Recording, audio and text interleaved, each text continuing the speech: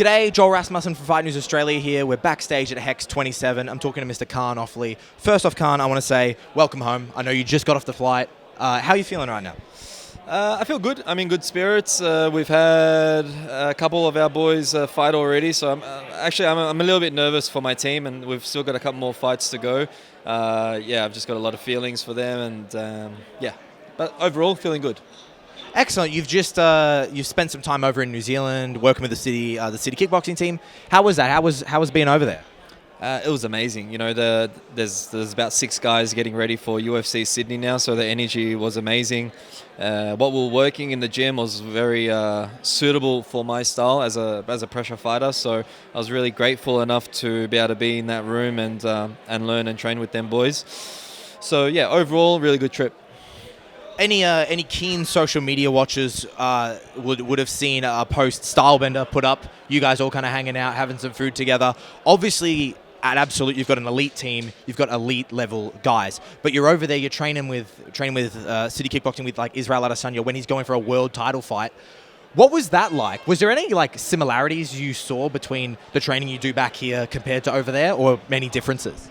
I would say similarities, but in a striking version almost. You know, like what we do with the grappling and the MMA, you know, they do with the striking. So, and you know, just to kind of be in that room and his camp and feeding off their energy. You know, I've got a lot of inspiration, and who wouldn't have inspiration from that man? He's one of the best right now that's doing it. So, once again, just grateful to have that experience. Of course, you were meant to be fighting tonight. How does it feel to be here knowing you were meant to make the walk, but unfortunately couldn't? Yeah, it does suck. It does suck. I'm happy that my teammate was able to step up and have this opportunity. There's no animosity or beef, around that. But I wish I was competing, and I will be competing very soon. I wanted to talk about that. It was something I brought up at the press conference a couple days ago. So you captured your Hex Featherweight title on short notice, stepping in for a teammate who got injured. And now your teammate, Sem Kikembo, has an opportunity to do nearly the exact same thing. I know it's not exactly a question. It's more, I just want to get your thoughts on that, because isn't it funny how the world works sometimes? Yeah, the world works in mysterious ways. So, maybe this is always how it was meant to be. So hopefully it works out for him, and I'm confident that he can get the job done. So obviously referring to it there just before, unfortunately couldn't make the walk, you suffered an injury.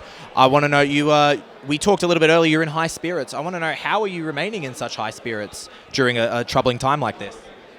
Because I've had much more troubling times in my life. This is just a small setback. This is something very small. So that's why I'm in high spirits, because I know I'm the best in Australia. Everyone else can suck it, and I'm the king, and everyone will see it soon.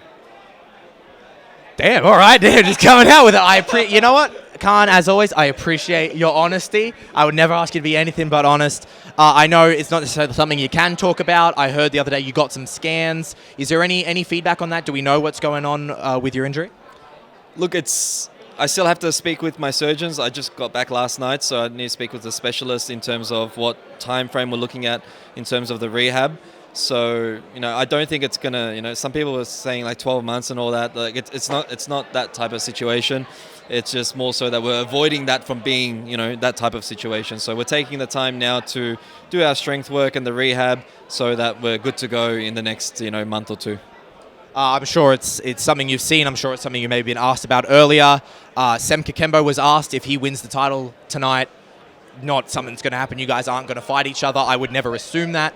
Just from your opinion, I understand if you haven't necessarily made a game plan, a roadmap rather, not a game plan for your friend. If he captures the interim title tonight, what do you think is next for him? We'll see who's in the mix, I guess.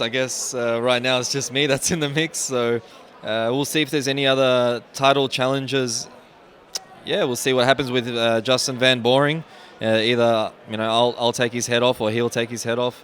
So we'll see. There's not really anyone else in the featherweight division. It's kind of a stagnant division right now.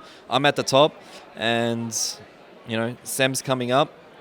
So we'll see how tonight plays out, and we'll work it out then.